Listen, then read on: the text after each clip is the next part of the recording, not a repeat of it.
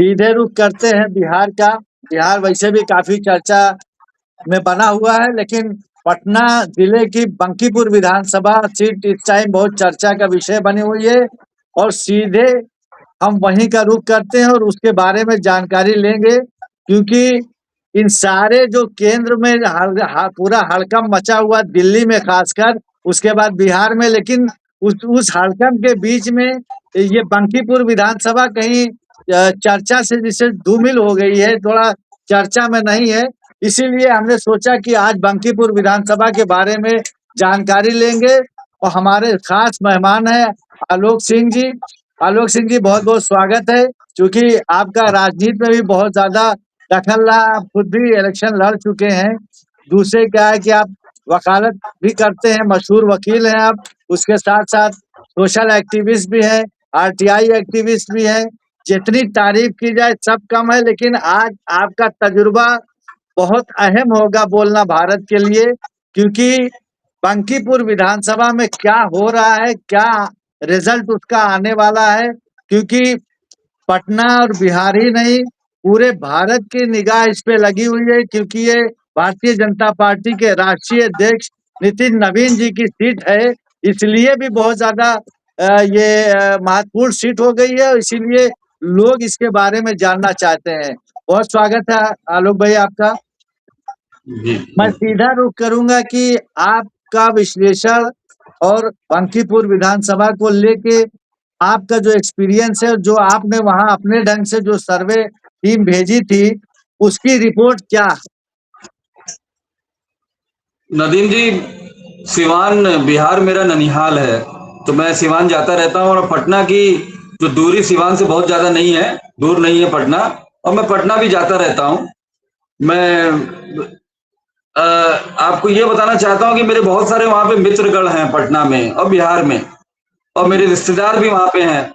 इसीलिए कुछ अपने मित्रों को मैंने स्पेशल पोलिंग वाले दिन, मतलब कल जो गुजरा है, वहां पे रखा हुआ था लोगों की ओपिनियन जानने के लिए, रुझान जानने के लिए कि किस दिशा में चुनाव चल रहा है, वोटिंग हो रही है। और ये आपको मैं बताना चाहता हूं कि जंग का आगाज प्रशांत किशोर कर चुके हैं। अच्छा, और ये ये बहुत बड़ी चुनाव, बात आप जी बता जी रहे हैं जी, भाई। और ये ये तो चुनाव प्रशांत किशोर जीतने वाले हैं 100%। चाहे ईवीएम का भी जोर लगा लें, क्योंकि वहां पता चला है कि प्रशांत किशोर की पूरी टीम जो है वो ईवीएम की जो है निगरानी कर रही है, लगातार कर रही है। अब कहा बहुत जाता है, अगर इसी तरीके की धांधली कोई करेगा कि ईवीएम ही बदल दे, वो बदल दे, तो वो बात ही अलग है। फिर तो हम ये चुनाव मानेंगे नहीं कि चुनाव हुआ ही है, वो तो एक नहीं अलग नहीं, बात दो हो गई। दो दो चीजें आलोक भाई, प्रशांत किशोर जी की तरफ से एक चीज आई थी कि ईवीएम मशीन जो है उसको पिछले दरवाजे से निकालने की कोशिश की जा रही थी। दूसरे एक एसएचओ के वहां वो बहस करते हुए दिखाई पड़े, जहां पे ये था कि दो कार्यकर्ताओं को जबरदस्ती वहां बिठा लिया था एसएचओ ने। तो इसका हाँ, मतलब कि धांधली भी हो रही है। दो क्या, बिल्कुल दो क्या, मतलब मेरे ख्याल से करीब 20 कार्यकर्ता, वो तो उस दिन की बात है, लेकिन उसके एक दिन पहले, मतलब पोलिंग के एक दिन पहले रात को 20 कार्यकर्ताओं को पुलिस ने उठा लिया था। पहले उन्हें थाने बुलाया गया, फिर थाने से कहीं और गायब कर दिया गया। अगले दिन उनका जब वोटिंग खत्म हो गई है, तब वो उनको छुड़ाया गया। एक पुलिस जीप का तो प्रशांत किशोर ने खुद पीछा भी किया, उसकी भी वीडियो उपलब्ध है। तो बहुत प्रशासन ने अपने ढंग से जो भी बदतमीजियां प्रशासन कर सकता था वो उसने की है। लेकिन लोगों का बदलाव के प्रति पूरा रुझान था। चाहे हम ये नहीं कह सकते हैं कि पूरा कास्ट वोट जो है नीरज सिन्हा को ही गया होगा, जो भाजपा के कैंडिडेट थे, ऐसा नहीं हुआ है। कई कई कई कई ऐसे कास्ट परिवार हैं जिन्होंने साफ खुल के सामने आके कहा कि हम लोग किसी के गुलाम नहीं है, हम लोग बदलाव के लिए वोट कर रहे हैं और शक्ति का संतुलन होना चाहिए। यही लोगों की राय थी कि शक्ति का संतुलन होना चाहिए। भाजपा इतने सालों से जीत रही है, तब भी पटना में कोई विकास नहीं हुआ। बांकीपुर विधानसभा उसी गंदगी और तमाम परेशानियों से झेल रही है। नौकरी की प्रॉब्लम, हजारों प्रॉब्लम है वहां पे। और प्रशांत किशोर ने ये सारे मुद्दे जो है प्रशांत किशोर ने बड़ी ही मजबूती से लोगों के सामने रखे थे और लोगों के समझ में भी आए। कुछ लोग कह रहे थे कि राजपूत जो है पूरी तरीके से चले जाएंगे भाजपा के साथ, तो ऐसा भी नहीं हुआ। राजपूत भी भाजपा के साथ ऐसा नहीं कि टोटली चले गए। हाँ, हो सकता है 60% 40% का रेशियो लगा हो, 60% भाजपा में गए हो, लेकिन 40% प्रशांत किशोर के साथ आए हैं। ऐसी मैं तो कहूंगा, मैं कई यादव भाई उन्होंने खुल के कहा कि भाई ये चुनाव प्रशांत किशोर और नीरज सिन्हा के बीच में है, तो हम लोग क्यों अपना वोट बर्बाद करें। ठीक है, जब अगला इलेक्शन आएगा और लोकसभा का आएगा तब हम फिर से आरजेडी को वोट दे देंगे, लेकिन ये इस इलेक्शन में तो हम प्रशांत किशोर को ही वोट देंगे। और आपने सबसे जी जी बताइए। सबसे सबसे सबसे स्ट्रांग बात प्रशांत किशोर के फेवर में जो आई है, जो हमें देखने को मिली है, कि जो जेन जी था, जो दिल्ली का आंदोलन चल रहा था, फिर बिहार में भी आंदोलन हुआ, जो युवा वर्ग है उसने अपने आप तो वोट किया ही बड़ी संख्या में, लेकिन वो अपने माता पिता, और माता पिता नहीं माने तो अपने दादा दादी नाना नानी उनको लेके आई स्पेशली कि आप वोट करो, प्रशांत किशोर को वोट करो। तो वो एक बहुत बड़ा, मैं आपको बता रहा हूं, वो एक बहुत बड़ा फैक्टर होगा इस चुनाव में, जो युवाओं ने खुद और अपने जो बुजुर्ग माता पिता नाना नानी दादा दादी या चाचा चाची जो भी हैं उनको भी प्रेरित करके वोट कराया है प्रशांत किशोर के पक्ष में। ये एक बहुत बड़ा वो रहेगा। आप कुछ कह रहे थे। इसका मतलब ये हुआ कि जो प्रशांत किशोर इससे पहले जो छात्रों का आंदोलन बिहार में हुआ था उसमें उन्होंने जो हिस्सा लिया था उसका भी कुछ असर हुआ होगा। दूसरे ये कि अब बिहार की भी जनता, उसको भी ये लगा है कि एक तरह से वो ठगा महसूस किया, क्योंकि जिस हिसाब से नीतीश कुमार को एकदम से भाजपा ने साइडलाइन कर दिया और उनके साथ एक षड्यंत्र के साथ सारी चीजें हुई कि उनको खुद नहीं पता चला कि मेरे साथ ये सब क्यों हुआ। जहां वो मुख्यमंत्री हुआ करते थे आज वो चले गए सीधे केंद्र की राजनीति में। तो एक तो उनका जो वोटर रहा होगा उसको भी लगा होगा कि ऐसा है कि हमने बहुत सालों से जो बिहार की राजनीति को देखा वो लालू और नीतीश के इर्द गिर्द, या फिर भाजपा की एंट्री हो गई तो भाजपा के इर्द गिर्द देखा, लेकिन इन तीनों को देखने के बाद भी बहुत ज्यादा कुछ बदला बदला लगा नहीं बिहार के अंदर। तो उन्हें भी लगा होगा कि एक प्रशांत किशोर जो कहीं ना कहीं अलग छवि से आते हैं और उनके राजनीति करने की स्टाइल भी अलग है और आज के युवाओं को कनेक्ट वो करते हैं। मुझे ऐसा लगता है कि शायद इस वजह से भी जेनजी ने उनको पसंद किया, और जेनजी को पसंद करने की एक वजह और भी थी कि तो जो अभी हाल ही में जंतर मंतर का प्रोटेस्ट था उसका सबसे बड़ा असर बिहार के अंदर भी पड़ा। वहां तो पैलेट गन चले लेकिन यहाँ AK-47 चल गई इलेक्शन ही के आसपास, तो उसका भी उनको फायदा मिलता नजर आ रहा होगा। लेकिन आलोक भाई, मैं इसलिए आपसे ये बात कहने जा रहा हूँ कि जिस हिसाब से आपने शुरू में एक बात कह दी कि एक बम्पर तरीके से प्रशांत किशोर जीतने जा रहे हैं, चूंकि वहां पे 34% वोट बैंक मतलब वोट पड़ा है, जो परसेंटेज है वो 34 पॉइंट कुछ परसेंट है। तो ऐसी जी कंडीशन में आपको क्या लगता है, क्योंकि आरजेडी से रेखा गुप्ता है, बीजेपी से नीरज सिन्हा जो खुद राष्ट्रीय अध्यक्ष की सीट है, वो भी भाई आन मान शान की सीट है उसकी, उसके लिए वो भी सब कुछ कर सकते हैं, और वहीं पे प्रशांत किशोर हैं। तो इन 34% जो कम परसेंटेज है, जिस तरीके से वोट पड़ना चाहिए कम से कम, देखिए अक्सर मैंने देखा है कि जब बाई इलेक्शन कहीं होता है तो उस बाई पोलिंग में कहीं ज्यादा से ज्यादा वोट पड़ता है, क्योंकि तमाम पार्टियां जी जान लगा देती हैं और वोटरों को घर से उठा उठा के बूथ तक लाने की कोशिश करती हैं। तो ये 80-70%, 80% तक कहीं ना कहीं चला जाता है। लेकिन ये 34% जो इतना कम वोट परसेंटेज हुआ, इसका कारण क्या है और इसका बेनिफिट किसको मिलने वाला? देखिए, बांकीपुर में हमेशा से ही वोटिंग परसेंटेज कम गया है। अब उसके कारण कई हो सकते हैं, क्योंकि पिछला जो चुनाव था जो नितिन नवीन जीते, वो भी जो है यही 35% 36% पे ही अटक गया था। हाँ 40% जी। हाँ, तो वो हमेशा से ही कम रहा है। मुझे तो ये लगता है, और वही कारण होगा कि मेजॉरिटी जो वोटर्स हैं वो बाहर के इलाकों में काम करने के लिए दूसरे स्टेट्स में और यहाँ वहाँ काम करने के लिए जाते हैं, और फिर वो उनको आना संभव नहीं होता। जो बाइपोल होता है उसमें इतना इंटरेस्ट भी नहीं रहता है उस तरीके का बाहर से। जैसे जो जनरल इलेक्शन हो रहा हो, हर कॉन्स्टिट्यूंसी में वो हो रहा हो, तब तो वो पूरी तरीके से एक मत होके और एक साथ आ जाते हाँ, हैं, जैसे मुंबई जब से भी जब आए हैं लग तो आ गए। जब लगता है उन्हें कि अब सरकार बदलना है। हाँ हाँ हाँ, लेकिन जी। क्या है कि अभी एक एक विधानसभा के लिए वो इस तरीके से हाँ, नहीं आते, नहीं प्लान सही करके आ पाते हैं, तो ये रीजन सही। रहा होगा। और जी कुछ वोटर की उदासीनता जो देखी, जो मेनली भाजपा के वोटर्स की उदासीनता जो देखी हमने मौके पे, वो कैंडिडेट से खुश नहीं थे। ये बात उन्होंने ऑन कैमरा भी कही और बहुत ही पढ़े लिखे कायस्थ परिवारों ने कही कि बीजेपी तो के पास और भी कैंडिडेट थे। एक ऋतुराज सिन्हा वहां के हैं, बड़े पढ़े लिखे, एक वो हैं जी। भाजपा के पार्टी के मेंबर हैं और काफी कद्दावर नेता भी हैं। हाँ हाँ, उन्हीं का हो वरिष्ठ रहा था कि नेता। उनको मिल जाएगा, लेकिन उनको भी जी नहीं दिया। एक और है, उनकी भी जिक्र हो रहा था कि उनको मिल जाता तो भी अच्छा रहता, वो भी बहुत पढ़े लिखे थे।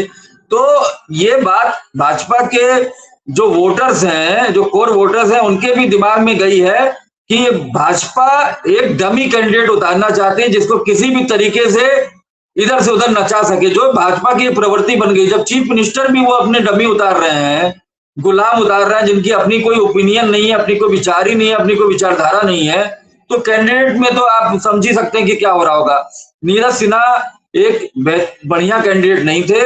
वो एक तरीके से समझ लीजिए कि वो नितिन जी के नवीन। खास थे, जिसको नितिन जी जिंदगी भर अगर वो जीत जाते या जीत जाएंगे, जीतेंगे तो नहीं क्योंकि ओपिनियन पोल कुछ और ही कह रहा है, लेकिन वो जिंदगी भर उनकी गुलाम रहेंगे। वो अपनी कोई विचारधारा तो है नहीं, वो कुछ करेंगे नहीं। तो ये बात जो है बीजेपी के कोर वोटर्स में घर कर गई कि इन्होंने, भाजपा ने अच्छा कैंडिडेट नहीं उतारा है। तो ये उदासीनता उसको लेके भी थी, और इसीलिए मैं आपसे कहता हूं कि बीजेपी के कोर वोटर्स वोट करने नहीं आए। बीजेपी के हाँ, कोर इसका वोटर्स इसका वोट करने इसका नहीं मतलब आए। इसका मतलब ये हुआ कि बीजेपी का कोर वोटर अब बूथ तक नहीं गया। इसका फायदा प्रशांत किशोर को जा रहा, ये आपका बिल्कुल कहना बिल्कुल बिल्कुल बिल्कुल पूरी तरीके से गया है। और मौके पे जो हमारी टीम थी वहां पे, है। जी उनके हिसाब से जो उन्होंने, चूंकि एक ही विधानसभा थी, हम लोग के पास इतनी बड़ी टीम तो थी नहीं, लेकिन चूंकि एक ही विधानसभा थी, इसलिए हम लोग ने जी। अच्छे से वहां पे हाँ, लोगों की राय ले ली, ओपिनियन ले ली। जी तो जी। करीब वहां बांकीपुर में करीब 3.8 लाख, 3,80,000 करीब वोटर टोटल है, और 34% के करीब वहां पे वोट पड़ा। तो ये समझिए कि मान लीजिए 1,27,000 के करीब वहां वोटिंग हुई। और जो आंकड़े निकल के आते हैं वो बहुत ही मतलब प्रशांत किशोर के फेवर में है। करीब 48% वोट प्रशांत किशोर को जा रहा है, जो कि मेरे ख्याल से करीब 61,000 कन्वर्ट होता है। 61,000 वोट जो है वो प्रशांत किशोर को जा रहा है। और करीब करीब 36 से 37% वोट जो है वो भाजपा के कैंडिडेट नीरज सिन्हा को जा रहे हैं। तो वो मेरे ख्याल से करीब 45,000 का वोट, 45,000 जो वोट है वो भाजपा को जा रहा है। और करीब 16 से 17,000 आरजेडी के कैंडिडेट जो है उनको जा रहा है, रेखा गुप्ता को। और बाकी 4-5 हजार अन्य जो भी बहुत सारे कैंडिडेट वहां से चुनाव लड़े हैं, 24-25 कैंडिडेट और भी थे, तो उनको गया। तो ये, लेकिन पूरी तरह से बड़ा अच्छे मार्जिन से, क्योंकि जिस तरह का चुनाव हुआ, विधानसभा का बाईपोल था, उसके बाद से वोटिंग परसेंटेज कम था, इसमें 61,000 वोट ले जाना बहुत बड़ी बात है। और भाजपा के 45,000, मतलब आप देखेंगे तो 16,000 का डिफरेंस है प्रशांत किशोर हाँ और जी। नीरज सिन्हा में। तो पूरी हाँ, तरीके से प्रशांत, 3,79,000 पूरी, वोट था, जिसमें जो है 1,28,000 के आसपास जो है वो वोट पोल जी हुआ। जी जी जी जी। आ, तो तो सही तो है। ये, हाँ, तो ये चाहे इसमें भाजपा ने, जबकि वो, वोटिंग वाले दिन भी पुलिस प्रशासन से तमाम तरह की, बूथ पे तमाम तरह की हरकतें कराने की कोशिश करी, लेकिन एक अच्छी बात लगी, जो कि मुझे चैनल पे शायद नहीं कहना चाहिए, बोलना भारत पे, लेकिन मुझे कहना पड़ रहा है, जो इस देश समय देश का माहौल है। मुझे जी बड़ी खुशी मुझे बड़ी खुशी हुई कि जब भाजपा के उधर से कार्यकर्ताओं ने दबाने की कोशिश की वोटर्स को, तो इधर से हाँ जी। प्रशांत किशोर के कार्यकर्ताओं ने उनको पूरा मुंहतोड़ जवाब दिया। हाँ तो हाँ, बिल्कुल झड़प हो गई ये, थी जी। हाँ, जड़ा हुई, क्योंकि ये होना ही था। आप अगर सहते रहोगे तो फिर ये इनके जो तानाशाही चलती रहेगी, तो कहीं ना कहीं तो आपको भाई उसे काउंटर करना पड़ेगा, जवाब देना पड़ेगा। और बड़ी खुशी की बात है कि प्रशांत किशोर बड़ी मजबूती से लड़े, उनके साथ बहुत युवाओं की टीम थी और उन्होंने हर हर जगह जहां मौका मिला उन्होंने उसको काउंटर किया। जो भाजपा के कार्यकर्ताओं की तरफ से बदतमीजी हुई, यहाँ तक कि दो औरतों को, महिलाओं को जो है खुलेआम उन्होंने मारते हुए, उसकी वीडियो भी है हमारे पास, और औरतों पे भी हाथ उठाया है।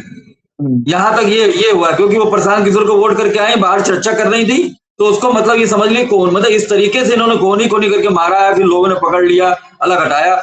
अब पुलिस जो है मूक दर्शक रही। दूसरा क्या है, 30 तारीख को पोलिंग थी, 29 तारीख को रात को 8-9 बजे तक जो है पोलिंग बूथ पे इतना बड़ा पोस्टर लगा था इनका सिन्हा का, भाजपा के कैंडिडेट का। तो ये कौन सी आचार संहिता पे आता है कि पोलिंग से एक दिन पहले बूथ पे आप बड़े बड़े पोस्टर और बैनर जो है भाजपा के लगा रहे हो, और दूसरी तरफ जो है आप इनको वो कर रहे हो कि आप कुछ नहीं कर सकते हैं। अरे एक यही और क्या चीज काम है हुई, तो वोट डालने दे रहे हैं।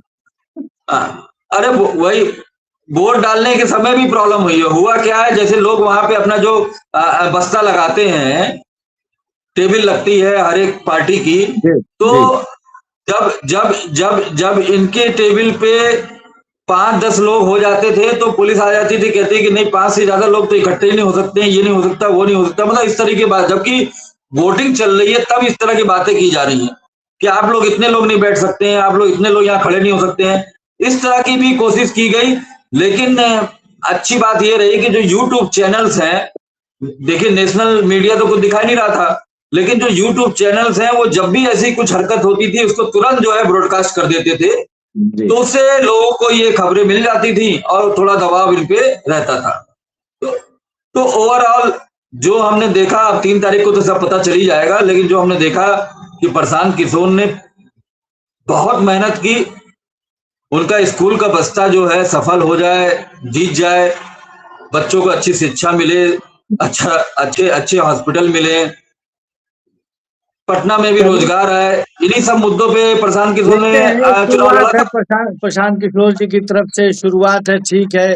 जनता को अगर लगेगा कि हाँ हमें एक इसमें एक पहल करनी चाहिए, एक शुरुआत होनी चाहिए, जो आरजेडी और क्या कहते हैं भाजपा और इनके बीच में सारा समीकरण घूमता रहा बिहार का, और अब एक नई शुरुआत है। प्रशांत किशोर को अगर ये जीत का सेहरा बनता है, जैसा कि आपकी टीम ने जो सर्वे किया और उसकी रिपोर्ट भी आपने कहा कि वो प्रशांत किशोर के ही हक में जा रही है और वो एक बम्पर तरीके से जीतने जा रहे हैं, तो एक ये अच्छी बात होगी और बिहार के लिए भी एक नई शुरुआत होगी। हो सकता है इसी बहाने वो बिहार विधानसभा में जब प्रशांत किशोर जैसे लोग जाएंगे, जो राजनीति का काफी उन्होंने अध्ययन किया है और कई एक पार्टियों में खुद उनकी पार्टी सर्विस देती है उनकी कंपनी, और बहुत से ऐसी पार्टियां रही हैं जिनको उन्होंने शीर्ष तक पहुंचाया है। अब उनकी परीक्षा की घड़ी है, 2 दिन की बात है, तीसरे दिन से पता चल जाएगा, शाम होते होते क्या दोपहर बाद ही हो सकता है रिजल्ट आ जाए, और उसमें यह भी पता चल जाएगा कि आलोक सिंह जी की जो टीम वहां लगी रही उसका सर्वे कैसा रहा, किस हद तक वो कितना परसेंट उसके उसके जो वहां पे जो सर्वे रिपोर्ट थी वो कितने परसेंट तक सही थी। बहुत बहुत शुक्रिया आलोक भाई, फिर किसी मुद्दे पे आपसे जरूर मुलाकात होगी, भेंट होगी। जी बताइए बताइए। एक बस बात कहना चाह रहा था कि जी भाजपा ने इतना पैसा झोंका है एक कॉन्स्टिट्यूंसी पे, पता नहीं कौन कौन कैबिनेट मिनिस्टर आके वहां प्रचार कर रहे थे, फिर मनोज तिवारी भी पहुंच गया गाना गाए, पवन सिंह भी पहुंच गए वो भी गाना गाए, सब कुछ कर लिया भाजपा ने एक कॉन्स्टिट्यूंसी के लिए। तो उसके बाद भी अगर प्रशांत किशोर उनको टक्कर देके जीत जाते हैं तो ये देश की राजनीति में एक नई दिशा नया अध्याय दिखाएगा ये चुनाव। बोलेगा। बस इतना कहना चाहता था कि इतना प्रयास करने के बावजूद भी भाजपा हारेगी, ये एक मतलब एक सिल्वर लाइनिंग है, कहते हैं ना कि एक हमें वो दिखाई पड़ रहा है कि दृश्य दिखाई दे रहा है कि कुछ बेहतर होने वाला है, एक पार्टी की मोनोपोली नहीं रहेगी। बहुत अच्छी बात है और सही भी है, देखा जाए जिस तरीके से केंद्र में भी संसद के अंदर घिरी पड़ी है, मुंह नहीं दिखा पा रही है, वहां अलग सब नाटक हो रहा। पप्पू यादव आज कुछ और वहां कर रहे थे। बहरहाल 2 दिन का समय है आलोक भाई, देखेंगे हमको भी इंतजार रहेगा और हमारे दर्शकों को भी इंतजार रहेगा, जी और जी जी आपके सर्वे कितना सही सटीक है उसका भी इंतजार रहेगा। बहुत धन्यवाद, बहुत शुक्रिया।